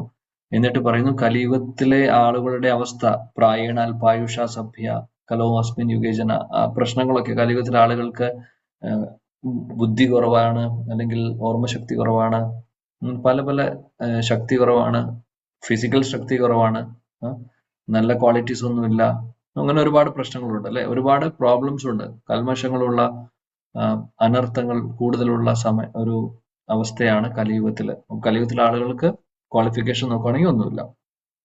പിന്നെ പ്രഭുപാദ് പറയുന്നു, ഇന്നത്തെ കാലത്തുള്ള ആളുകൾ ഒരുപാട് തിരക്കിട്ട് ഓടുവാണ് അങ്ങോട്ടും ഇങ്ങോട്ടും. എന്തിനാണ്? ഇന്ദ്രിയ സുഖഭോഗങ്ങൾക്കായി ഓടി നടക്കുവാണ്. അവർക്ക് ആത്മസാക്ഷാത്കാരത്തിന്റെ പാതയെക്കുറിച്ച് അല്ലെങ്കിൽ ആ മാർഗത്തെക്കുറിച്ച് അവർക്കൊന്നും അറിയില്ല, താല്പര്യമില്ല, ആരെങ്കിലും പറഞ്ഞാൽ ഇഷ്ടമല്ല. അതാണ് അവസ്ഥ. പിന്നീട് പറയുന്നു, ഈ ഒരു ലോകത്തിന്റെ ഗതി ഇപ്പോൾ അങ്ങനെയാണ്. ഒരു ഭ്രാന്ത് പോലെ, വിഭ്രമം പോലെയാണ് ആളുകൾ നടക്കുന്നത്. എന്താ ചെയ്യേണ്ടതെന്ന് അറിയാതെ, എത്രമാത്രം ഇന്ദ്രിയ സുഖഭോഗങ്ങൾ കിട്ടിയാലും മതിയാവുന്നില്ല, ഇനിയും വേണം എന്ന് പറഞ്ഞ് രാത്രി എന്നില്ല പകല് എന്നില്ല ഓടി നടക്കുവാണ്. സത്യമല്ലേ? ഒന്ന് ചിന്തിച്ചു നോക്കും. ലോകം മുഴുവനും ആ ഒരു ദിശയിലാണ് സഞ്ചരിച്ചു കൊണ്ടിരിക്കുന്നത്. ഒരു കുട്ടി സ്കൂളിൽ പോയി പഠിച്ചു തുടങ്ങുമ്പോൾ തന്നെ എന്താ പഠിക്കുന്നത്? കോമ്പറ്റീഷൻ. മറ്റുള്ളവരെക്കാൾ എങ്ങനെ മുന്നിലേക്ക് വരാം, കൂടുതൽ എങ്ങനെ ഫേമസ് ആവാം, കൂടുതൽ ആളുകളുടെ മുമ്പിൽ എങ്ങനെ ശ്രദ്ധ കിട്ടാം, എല്ലാം കംപ്ലീറ്റ്ലി ആത്മീയ തലത്തിലെ കാര്യങ്ങളുടെ ഓപ്പോസിറ്റ് കാര്യങ്ങളാണ് നമ്മൾ പഠിക്കുന്നത്. ചെറുപ്പം മുതലേ ആ ഒരു കൾച്ചറാണ് ശരിക്കും. ഇപ്പൊ പ്രഭുപാദ് ഇവിടെ പറയുന്നത് മൃഗങ്ങളെ കൊല്ലുന്ന കശാപ്പ് ശാലയ്ക്ക് തുല്യമാണ് ഇന്നത്തെ വിദ്യാഭ്യാസം എന്ന് പറയുന്നത്. കാര്യം ഒരു തരത്തിൽ നോക്കുമ്പോൾ ശരിയാണ്. കാര്യം എന്താണെന്ന് വെച്ചാൽ ആർക്കും പ്രയോജനമില്ല. കാര്യം മാത്രമല്ല, ഭഗവാനിൽ നിന്ന് അകന്നു പോകാനുള്ള എല്ലാ കാര്യങ്ങളും നമ്മൾ സ്കൂളിൽ നിന്നും കോളേജിൽ നിന്നൊക്കെ പഠിക്കുന്നുണ്ട്. ആരെങ്കിലും ആത്മീയ ജ്ഞാനം അവിടെ പറഞ്ഞു തരുന്നുണ്ടോ? ആരുമില്ല, ഒന്നുമില്ല. അങ്ങനത്തെ ഒരു സംഭവമേ ഇല്ല. എങ്ങനെ മറ്റുള്ളവരെക്കാൾ നന്നാവാൻ, മറ്റുള്ളവരെ താഴ്ത്തി നമ്മൾ എങ്ങനെ മുന്നിൽ വരാം, ഇതാണ് പഠിക്കുന്നത്. അഹങ്കാരം കൂടുവാനും അഹംഭാവം കൂടുക, ഇതെല്ലാം ഓട്ടോമാറ്റിക്കലി കൂടുന്നു. കാര്യം അങ്ങനെയുള്ള ട്രെയിനിങ് ആണ് നമുക്ക് കിട്ടുന്നത്. എന്ത് ചെയ്യാനാണ്? കുട്ടികളെ പറഞ്ഞിട്ട് കാര്യമുണ്ടോ? ആരെയും പറഞ്ഞിട്ട് കാര്യമില്ല. നമ്മളെല്ലാവരും ആ വഴിയിലൂടെ കടന്നു പോയിട്ടുള്ള ആൾക്കാരാണ്. ഇതാണ് അവസ്ഥ. ഇതാണ് അവസ്ഥ, ഇന്നത്തെ കാലത്തെ അവസ്ഥ. അപ്പൊ അതുകൊണ്ടാണ് പറയുന്നത് വളരെ ചുരുക്കം ആളുകൾക്ക് ഈ ഒരു സൗഭാഗ്യം കിട്ടുകയുള്ളൂ എന്നുള്ളത്. ഭഗവാനെ കുറിച്ച് മനസ്സിലാക്കിക്കൊണ്ട് ആ മാർഗം സ്വീകരിക്കുക ജീവിതത്തിൽ എന്ന് പറഞ്ഞു കഴിഞ്ഞാൽ അത് പറയാനില്ല. എത്ര പറഞ്ഞാലും ആ ഒരു സൗഭാഗ്യത്തെക്കുറിച്ച് നമുക്ക് പറഞ്ഞു തീർക്കാൻ സാധിക്കുന്ന ഒരു കാര്യമല്ല. അതുകൊണ്ട് ഓരോ നിമിഷവും നമ്മൾ കടപ്പെട്ടിരിക്കണം ഭഗവാനോട്, നമ്മുടെ കണ്ണ് തുറപ്പിച്ചു തന്നതിന്. ഈ കണ്ണ് ഇപ്പോൾ തുറന്നിരിക്കുന്നുണ്ട് ഭഗവാന്റെ കൃപ കൊണ്ട്. ഇനി അത് മാറും, ബഹിർമുഖരാവും അറിയില്ല. കൃഷ്ണ ഭൂലിയ ജീവ അനാദി ബഹിർമുഖ നികടസ്ഥ മായ നികടസ്ഥ ധാരെ ഝപടിയ ധാരെ മായ ഝപടിയ ധാരെ. അവിടെ പറയുന്നു, എപ്പോഴാണ് നമ്മൾ ഭഗവാനെ നിന്ന് മുഖം തിരിക്കുന്നത്, അപ്പോൾ മായ വന്ന് നമ്മളെ പിടികൂടും. അപ്പോൾ മായ പിടികൂടാൻ വേണ്ടി പുറകിലുണ്ട് നമ്മുടെ. ഒരിക്കലും വിചാരിക്കരുത് രക്ഷപ്പെട്ടിട്ടുണ്ടോ നമ്മൾ എന്നുള്ളത്. രക്ഷപ്പെട്ടിട്ടില്ല. ഇപ്പോഴും അപകട മേഖലയിൽ തന്നെയാണ് ഇരിക്കുന്നത്. ഈ ഭൗതിക ലോകത്തിൽ നമ്മൾ ഇരിക്കുന്നിടത്തോളം കാലം അപകടമുണ്ട് നമ്മുടെ മുമ്പിൽ. അപകടമുണ്ട്. എന്നാൽ പ്രൊട്ടക്ഷന് വേണ്ടിയിട്ടാണ് നമ്മൾ. പ്രൊട്ടക്ഷൻ വേണമോ? പ്രൊട്ടക്ഷൻ ഇല്ലെങ്കിൽ എപ്പോൾ വേണമെങ്കിൽ പിടികൂടാം മായ. അതുകൊണ്ട് വളരെ ജാഗ്രതയോടുകൂടി നമ്മൾ ഇരിക്കണം. എന്ത് വേണമെങ്കിലും സംഭവിക്കാം. പേടിക്കേണ്ട ആവശ്യമുണ്ടോ എന്ന് ചോദിച്ചു കഴിഞ്ഞാൽ പ്രഭുപാദ് പറയാറുണ്ട് ഭാവാർത്ഥങ്ങളിൽ, അദ്ദേഹത്തിന്റെ ക്ലാസ്സുകളിലും, മായയെ നമ്മൾ പേടിക്കണം എന്നുള്ളത്. പേടിക്കണമെന്ന് ഉദ്ദേശിക്കുന്നതിന്റെ കാരണം എന്താണെന്ന് വെച്ചാൽ പേടിച്ച് ഒളിച്ചിരിക്കുക എന്നുള്ളതല്ല. കാര്യം മായ ദേവിഹി ഏഷ ഗുണമയി മമ മായ ദുരത്തെയ. ഭഗവാൻ പറഞ്ഞിട്ടുണ്ട്, ദേവിഹി ഏഷ ഗുണമയി, എന്റെ ശക്തിയാണ് മായാശക്തി, ഈ ബഹിരാംഗ ശക്തി. എന്റെ ബഹിരാംഗ ശക്തിയാണ് ഈ ഇവിടെ കാണുന്ന ഭൗതിക ലോകത്തിലെ മായശക്തി എന്ന് അദ്ദേഹം പറഞ്ഞിട്ടുണ്ട്. അപ്പോൾ ഭഗവാന്റെ ശക്തിയെ നമുക്ക് വെല്ലാൻ പറ്റുമോ? കോമ്പറ്റ് ചെയ്യാൻ പറ്റില്ല, അല്ലെങ്കിൽ നമുക്ക് തോൽപ്പിക്കാൻ സാധിക്കില്ല. അതുകൊണ്ട് ഭയങ്കര പവർഫുൾ ആണ് മായ. പിടിച്ചു കൊണ്ടുപോകുന്നത് നമ്മൾ അറിയില്ല. അത് ഭക്തരുടെ കൂട്ടത്തിലും ഭക്തിമാർഗങ്ങൾ ഭക്തിയുത സേവനങ്ങൾ ചെയ്തു പോകുമ്പോഴും മായ വരും പിടിക്കാൻ. ശ്രദ്ധിച്ചില്ലെങ്കിൽ നമ്മൾ ആ വഴിയിൽ പെട്ടുപോകും. അല്ലെങ്കിൽ എന്തെങ്കിലും ഒരു കാര്യം വരുമ്പോൾ ഒരു ചെറിയൊരു ഓപ്പർച്യൂണിറ്റി മതി ഉള്ളിലേക്ക് കയറാൻ വേണ്ടി. അങ്ങനെയാണ്. ഒരു ഉദാഹരണം പ്രഭുപാദ് എപ്പോഴും പറയും, മനോഹരമായിട്ടുള്ളൊരു സ്റ്റോറിയാണ്, ചെറിയൊരു ഷോർട്ട് സ്റ്റോറി. ഒരു ഒട്ടകത്തെ നോക്കുന്ന ഒരു ആളുണ്ടായിരുന്നു. ഒരു മനുഷ്യന് അയാൾക്ക് ഒട്ടകം ഉണ്ടായിരുന്നു. ഈ ഒട്ടകത്തെ കൊണ്ട് അയാൾ ഇങ്ങനെ വനഭൂമിയിലൂടെ ഒരു സ്ഥലത്ത് നിന്ന് വേറെ സ്ഥലത്തേക്ക് പോവാണ് ചെയ്യുന്നത്, സാധനങ്ങളൊക്കെ കൊണ്ട്. അപ്പോൾ രാത്രിയില് സഞ്ചരിക്കില്ല, കാര്യം തണുപ്പ് ഉള്ള സമയമാണ്. അപ്പൊ തണുപ്പാവുമ്പോൾ അദ്ദേഹം എവിടെയെങ്കിലും ഇരിക്കാൻ ആഗ്രഹിക്കുക. അങ്ങനെ എന്ത് ചെയ്യുന്ന വെച്ചാൽ ആദ്യത്തെ ദിവസം അദ്ദേഹം ഒരു ചെറിയ ടെന്റ് എല്ലാം കെട്ടും. അദ്ദേഹത്തിന് തണുപ്പ് കൂടിക്കൊണ്ട് ഒട്ടകത്തെ പുറത്ത് പാർക്ക് ചെയ്തു. അകത്ത് ഇദ്ദേഹം കയറി തണുപ്പ് അറിയാതിരിക്കാൻ വേണ്ടി, തണുപ്പിൽ നിന്ന് രക്ഷ നേടാൻ വേണ്ടി അദ്ദേഹം ഒരു ടെന്റൊക്കെ കെട്ടി അങ്ങനെ റെസ്റ്റ് ചെയ്യുവാണ്. അപ്പോൾ രാത്രിയായപ്പോൾ കുറെ സമയം കഴിഞ്ഞപ്പോൾ ഒട്ടകം ഇദ്ദേഹത്തെ വിളിച്ചു. ഒട്ടകം വിളിച്ചു പറഞ്ഞു, ഭയങ്കര തണുപ്പാണ് പുറത്ത്, എനിക്ക് എൻ്റെ ഈ മൂക്കുഭാഗം തലയുടെ പകുതി ഒന്ന് എനിക്ക് അകത്ത് ഈ ടെന്റിന്റെ അകത്തേക്ക് വെക്കാനുള്ള ഒരു അവസരം തരൂ, ഭയങ്കര തണുപ്പാണ്, ശരീരം പുറത്തു നിന്നോട്ടെ കുഴപ്പമില്ല, പക്ഷെ ഇവിടെ ഭയങ്കരമായിട്ട് തണുക്കുന്നു എനിക്ക്, എന്റെ മുഖം മാത്രം അകത്തോട്ട് ഇട്ടോട്ടെ എന്ന് ചോദിച്ചു. അദ്ദേഹം പറഞ്ഞു, ശരി, നോ പ്രോബ്ലം. ചെയ്തോളാൻ പറഞ്ഞു. അത് കഴിഞ്ഞു. കുറച്ചു കഴിഞ്ഞപ്പോൾ അത് കഴിഞ്ഞു. അന്നത്തെ ദിവസം കഴിഞ്ഞു. അടുത്ത ദിവസം എഴുന്നേറ്റു പോയി. അവർ നടന്നു. പിന്നെ വീണ്ടും വേറൊരു സ്ഥലത്ത് വീണ്ടും ടെന്റ് കെട്ടി അന്ന് രാത്രി റെസ്റ്റ് ചെയ്യണം. അപ്പൊ തണുപ്പ് കൂടിക്കൊണ്ടിരിക്കുകയാണ്. അടുത്ത ദിവസം ഇദ്ദേഹം റെസ്റ്റ് ചെയ്യുന്ന സമയത്ത് വീണ്ടും ഒട്ടകം ചോദിച്ചു, ഇന്ന് തണുപ്പ് ഇന്നലത്തേക്കാൾ കൂടുതലാണ്, എനിക്ക് മുഖം മാത്രമല്ല എന്റെ ഒരു കാല് ഞാൻ അകത്ത് വെച്ചോട്ടെ എന്ന് ചോദിച്ചു. അപ്പോൾ ഇദ്ദേഹം പറഞ്ഞു ശരി, ഒരു കാല് വെക്കാനുള്ള അവസരം കൊടുത്തു. സമ്മതിച്ചു. അങ്ങനെ രണ്ടാമത്തെ ദിവസം കഴിഞ്ഞു. മൂന്നാമത്തെ ദിവസം കഴിഞ്ഞപ്പോൾ തണുപ്പ് കൂടി. ഇപ്പോൾ ഒട്ടകം പറഞ്ഞു, എനിക്ക് ഒരു കാലല്ല 2 കാലം അകത്തോട്ട് വെക്കണം. മൂന്നാമത്തെ ദിവസം കഴിഞ്ഞു. നാലാമത്തെ ദിവസം ആയപ്പോൾ എന്ത് സംഭവിച്ചു? ഇതേപോലെ ഇയാളോട് ചോദിക്കലൊന്നും ഉണ്ടായില്ല. നാലാമത്തെ ദിവസം ആയപ്പോൾ ഇയാള് ടെന്റിന് പുറത്തും ഒട്ടകം ടെന്റിനകത്തും. അങ്ങനെയായി. ഇതേപോലെയാണ് നമ്മളൊരു ചെറിയൊരു പഴുത് കൊടുത്താൽ മായ കയറും. പ്രഭുപാദ് പറഞ്ഞിട്ടുള്ള ഉദാഹരണമാണത്, പറയുന്ന കഥയാണത്. ഇതേപോലെയാണ് നമ്മൾ ഒരു ചെറിയൊരു പഴുത് കൊടുത്താൽ മതി, അവിടെ അകത്തോട്ട് കയറാൻ തയ്യാറായിട്ട് നിൽക്കണം, റെഡി ആയിട്ട് നിൽക്കണം മായ. എപ്പോൾ വേണമെങ്കിലും നമ്മളെ പിടിക്കാം. അതുകൊണ്ട് ശ്രവണം, കീർത്തനം, സത്സംഗത്തിലൂടെ നമ്മൾ കവചമാക്കി മാറ്റണം ഇതിനെ. വെറുതെ പറയുന്നതല്ല. അതുകൊണ്ട് നിത്യം ഭാഗവത സേവ അത്യാവശ്യമാണ്. നമുക്ക് അത്യാവശ്യമാണ്, ഒരു സംശയവും വേണ്ട കാര്യത്തിൽ. നാമജപവും ഭാഗവത സേവയും നിത്യവും വേണം, സത്സംഗവും. ഇല്ലെങ്കിൽ ബുദ്ധിമുട്ടാണ് കാര്യങ്ങൾ. ഒരു ദിവസം മാറിക്കഴിഞ്ഞാൽ പോയി എന്ന് പറഞ്ഞാൽ നമ്മുടെ ആ ഒരു ഫോക്കസും ആ ഒരു സ്റ്റാൻഡേർഡും നഷ്ടപ്പെടും, നമുക്ക് തന്നെ അനുഭവപ്പെടും. ഒരു ദിവസം നമ്മൾ സത്സംഗത്തിൽ ഇല്ലാതെ അത് കൂടുതൽ സത്സംഗങ്ങൾ അറ്റൻഡ് ചെയ്യുന്ന ആൾക്കാരും നാമജപിക്കുന്ന ആൾക്കാർക്കൊക്കെ പെട്ടെന്ന് മനസ്സിലാക്കാൻ സാധിക്കും. നമുക്ക് എന്തെങ്കിലും ഒരു ചെറിയൊരു സ്ലാക്കനിങ് വരുന്നുണ്ടെങ്കിൽ നമുക്കറിയാം എവിടെയോ മിസ്സാവുന്നുണ്ട്, എന്തോ സത്സംഗം മിസ്സാവുന്നുണ്ടോ, അതോ ഇനി നാമജപം ശരിയാവുന്നില്ലേ, എന്താണെന്നറിയില്ല. അപ്പോൾ മായ അവസരം നോക്കിയിരിക്കുകയാണ്.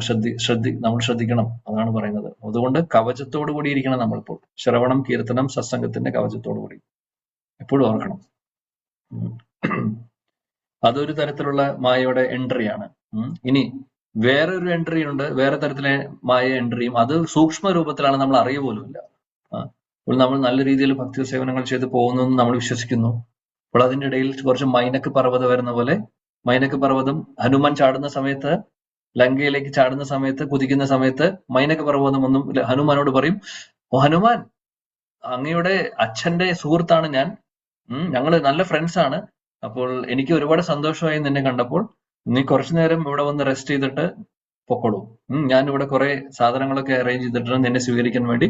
ഇതെല്ലാം നിനക്ക് വേണ്ടിയിട്ടുള്ള ഗിഫ്റ്റുകളൊക്കെ ഞാൻ അറേഞ്ച് ചെയ്തിട്ടുണ്ട്, ഇതെല്ലാം സ്വീകരിക്കൂ, കുറച്ചു നേരം ഇവിടെ ഇരുന്ന് പൊക്കോളൂ എന്ന് പറയും.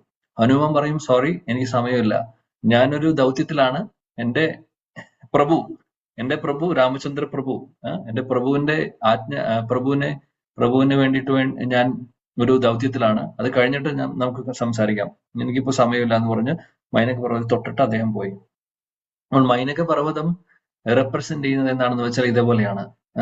നമ്മുടെ ഭക്തി മാർഗത്തിൽ നമ്മൾ ഹനുമാനെ പോലെ കുതിച്ചുകൊണ്ടിരിക്കുകയായിരിക്കും. നല്ല രീതിയിൽ കുതിക്കുന്ന സമയത്ത് സുഖവും സൗകര്യം, പേര്, പ്രശസ്തി എന്ന് ഉള്ള രൂപത്തിൽ, സൂക്ഷ്മ രൂപത്തിൽ മൈനക പർവ്വതം പോലെ എന്തെങ്കിലും നമ്മുടെ മുമ്പിൽ വരും. അപ്പൊ നല്ല രീതിയിൽ കുതിച്ചുകൊണ്ടിരിക്കുകയായിരിക്കും ഭക്തിയിൽ. അപ്പോൾ പേര്, പ്രശസ്തി ആവാം, അല്ലെങ്കിൽ ഇങ്ങനെയുള്ള സുഖ സൗകര്യങ്ങളാവും. ആക്ച്വലി തടസ്സമായിട്ട് വരും. തടസ്സമാണെന്ന് നമ്മൾ വിചാരിക്കില്ല. ഹനുമാന് മനസ്സിലായി, നമുക്ക് മനസ്സിലാക്കാൻ സാധിക്കില്ല. നമ്മൾ വിചാരിക്കും ഓക്കെ, ഇതിന്റെ ഒരു ഭാഗമാണെന്ന് വിചാരിക്കും. ഓക്കെ, ഇതിന്റെ ഒരു ഭാഗമാണ്, അതുകൊണ്ട് എന്തുകൊണ്ട് അത് സ്വീകരിച്ചുകൂടാ എന്ന് വിചാരിച്ച് നമ്മൾ ആ മൈനക പർവ്വതം വന്ന പോലെ നമ്മൾ അതിനെ അവിടെ കുറച്ചൊന്ന് റിലാക്സ് ചെയ്യാൻ വേണ്ടി ഇരുന്ന് കഴിഞ്ഞാൽ, അല്ലെങ്കിൽ ആ പേരും പ്രശസ്തിയും സുഖ സൗകര്യങ്ങളൊക്കെ നമ്മൾ എൻജോയ് ചെയ്ത് തുടങ്ങിക്കഴിഞ്ഞാൽ, അതിൽ സുഖം കണ്ടെത്തി തുടങ്ങിക്കഴിഞ്ഞാൽ കഴിഞ്ഞു. ആ കുതിപ്പ് കഴിഞ്ഞോടെ, അതോടുകൂടി കഴിഞ്ഞു. പിന്നെ എന്തായിരിക്കും അവസ്ഥ നമ്മുടെ അറിയില്ല. അപ്പോൾ പല രൂപത്തിൽ, പല ഭാവത്തിലാണ് മായ നമ്മളെ പിടികൂടാൻ വരുന്നത്. അതുകൊണ്ട് ജാഗ്രതയോടുകൂടി ഇരിക്കണം എന്നുള്ളത് ഓർക്കുക. പിന്നീട് പ്രഭാത് പറയുന്നു, ഇവിടെ ഒരു കപ്പലിനെ കുറിച്ച് പറയുന്നു. ഇവിടെ പറയുന്നു, പ്രഭാത് പറയുന്ന എന്താണെന്ന് വെച്ചാൽ, ഇവിടെ പറഞ്ഞു കപ്പലിന്റെ കപ്പിത്താനാണ് സൂത ഗോസ്വാമി എന്നാണ് അവർ അഭിസംബോധന ചെയ്യുന്നത്. അപ്പോൾ കപ്പലായിട്ട് ഇവിടെ പ്രഭാത് പറയുന്നത് ഭഗവാന്റെ ഈ നിർദ്ദേശങ്ങൾ, ഭഗവത്ഗീത, ഭാഗവതം പോലുള്ള ഈ ഗ്രന്ഥങ്ങളാണ് നമ്മുടെ കപ്പൽ. എന്തിനുള്ള കപ്പൽ? കലിയുഗമാവുന്ന ആ ഭവമഹാസാഗരം ക്രോസ് ചെയ്ത് പോകാനുള്ള ഒരു മാർഗമാണ് അല്ലെങ്കിൽ കപ്പലാണ് ഭാഗവതവും ഭഗവത്ഗീതയും എന്നാണ് പറയുന്നത്. ഭാഗവതത്തിൽ ഒരു ശ്ലോകവും വരുന്നുണ്ട്. നിർദേഹമാദ്യം സുലഭം സുദുർലഭം പ്ലവം സ്തു കൽപ്പം ഗുരു കർണധാരം മായാനുകുലേന നമസ്വരേരിതം പൂമാൻ ഭവാദിം ന തരേത്സ ആത്മഹ 11, 20, 17 ഭാഗവതം. അവിടെ പറയുന്നുണ്ട് ഈ മനുഷ്യജന്മം വളരെ റെയർ ആണ് കിട്ടുവാൻ, സുദുർലഭമായിട്ടുള്ളതാണ് നമുക്ക് കിട്ടിയിരിക്കുന്നു.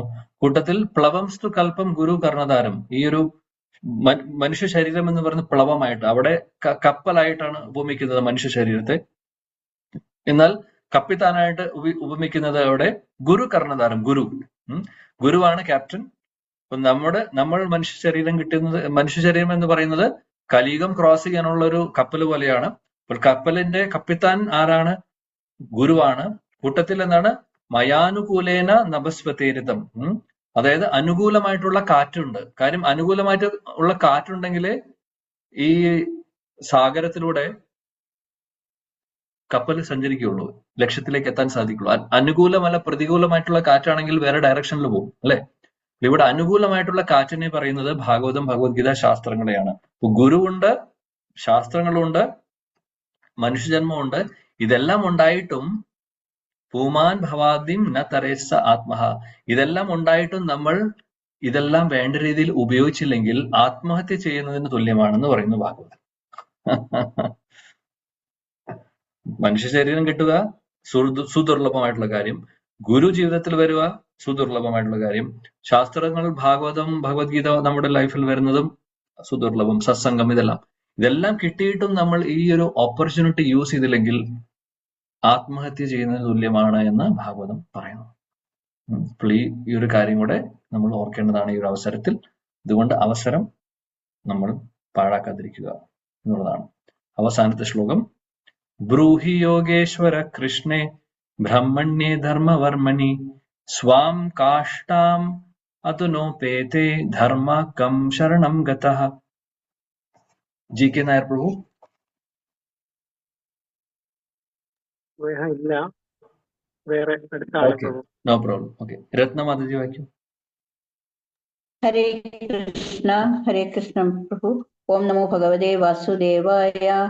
ബ്രൂഹി യോഗേശ്വരേ കൃഷ്ണേ ബ്രഹ്മണ്യേ ധർമ്മവർമ്മണി സ്വാം കാഷ്ട അധുനോപേതേ ധർമ്മകാം ശരണം ഗതാ. വിവർത്തനം ശ്രീല പ്രഭുപാദർ കി ജയ്. പരമസത്യവും എല്ലാ നിഗൂഢ ശക്തികളുടെയും അധിപനുമായ ശ്രീകൃഷ്ണൻ സ്വന്തം വാസസ്ഥലത്തേക്ക് പുറപ്പെട്ടതിനാൽ മതതത്വങ്ങൾ ഇപ്പോൾ ആരുടെ പക്കലാണ് അഭയം തേടിയിരിക്കുന്നതെന്ന് ദയവായി ഞങ്ങളോട് പറയൂ. ഹരേ കൃഷ്ണ. Thank you. ഇവിടെ പറയുന്നു, ആറാമത്തെ ചോദ്യം, അവസാനത്തെ ചോദ്യമാണ് ശൗനകാദി ഋഷികൾ സൂതഗോസ്വാമിയോട് ചോദിക്കുന്ന അവസാനത്തെ ക്വസ്റ്റ്യൻ ആണ്. എന്താണ് പറയുന്നത്? പരമദേവത്വം പുരുഷൻ ഭഗവാൻ അദ്ദേഹം സ്വധാമത്തിലേക്ക് തിരിച്ച് മടങ്ങിപ്പോയതിനു ശേഷം ധർമ്മം എന്ന് പറയുന്നത് ആരെയാണ് ശരണം പ്രാപിക്കുന്നത്? ധർമ്മം എവിടെയാണ് ഉള്ളത് എന്നാണ് ചോദിക്കുന്നത്. അപ്പോൾ ഇതിന്റെ ഉത്തരം നമ്മൾ ഇനി 3-ാമത്തെ അധ്യായത്തിൽ ഇവിടെ പറയുന്നുണ്ട്. ഉത്തരം എന്താണെന്ന് ഇപ്പോൾ പറയുന്നില്ല. എവിടെയാണ് ധർമ്മം ഇരിക്കുന്നത് എന്നുള്ളത് നമ്മൾ അപ്പോൾ പഠിക്കുമ്പോൾ പറയാം. ഓക്കെ, സോ ഇതാണ് 6 ചോദ്യങ്ങൾ. അങ്ങനെ ആദ്യത്തെ അധ്യായം ഭഗവാന്റെ കൃപ കൊണ്ട് നമ്മളിവിടെ പഠിച്ചു. പറ്റുന്ന രീതിയിൽ ഇനിയും കൂടുതൽ ഡിസ്കസ് ചെയ്യാം, പക്ഷെ നമ്മൾ ഇതിനും കൂടുതൽ ഇതിലേക്ക് പോകുന്നില്ല, സമയം കുറെ എടുക്കും. നമുക്ക് മുന്നോട്ട് പോകേണ്ടതാണ് യാത്ര. അതുകൊണ്ട് ഭഗവാന്റെ കൃപ കൊണ്ട്, ശ്രീ അനന്ത പത്മനാഭ സ്വാമിയുടെ കൃപ കൊണ്ടും ജഗന്നാഥ ബലദേവ സുഭദ്രമ്മയുടെ കൃപ കൊണ്ടും നമുക്ക് സാധിച്ചു. കുറച്ച് ആഴ്ചകൾ കൊണ്ട് ഇനിയും ഭഗവാന്റെ കൃപയുണ്ടെങ്കിൽ തീർച്ചയായിട്ടും മുന്നോട്ട് നമുക്ക് പോകാൻ കൂടുതൽ സാധിക്കട്ടെ. ശ്രവണവും കീർത്തനവും മാത്രമായിരിക്കട്ടെ നമ്മുടെ ജീവിതത്തിലെ ഒരേ ഒരു ലക്ഷ്യം, ഒരേ ഒരു ആഗ്രഹം. വേറൊന്നും നമ്മൾ ആഗ്രഹിക്കേണ്ട, ബാക്കിയെല്ലാം ഭഗവാൻ നോക്കിക്കോളും. കൂടുതൽ ശ്രവിക്കുവാനും കൂടുതൽ കീർത്തനം ചെയ്യുവാനും കൂടുതൽ ജപിക്കുവാനുമുള്ള ആഗ്രഹവും രുചിയും നമുക്ക് കിട്ടിയാൽ തന്നെ സക്സസ്ഫുൾ ആയി നമ്മുടെ ലൈഫ്. Thank you. ഗ്രന്ഥരാജ് ശ്രീമദ് ഭാഗവതം की जय. जगत गुरु शीला प्रभुपाद की जय. गौड़ीय गुरु वृंद की जय. समवेद गौर वृंद की जय. सचिनंदन श्री गौर हरि की जय. श्री वृंदावन धाम की जय. जय जय श्री राधे श्याम. Thank you. हरि बोल. हरे कृष्ण प्रभु जी, प्रणाम. हरे कृष्ण. हरे कृष्ण, प्रणाम. कृष्ण प्रभु. സംശയം ഉണ്ടെങ്കിൽ ചോദിക്കാം.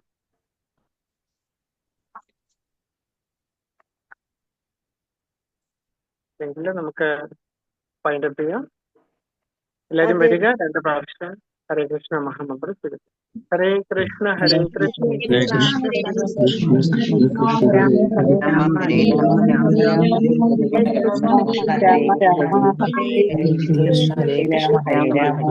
രാമ രൂപേശ കൃപാ സിന്ധുപേവച പതിദാനാം ഭാവനീയസ് വൈഷ്ണേഭ്യോ നമോ നമഃ.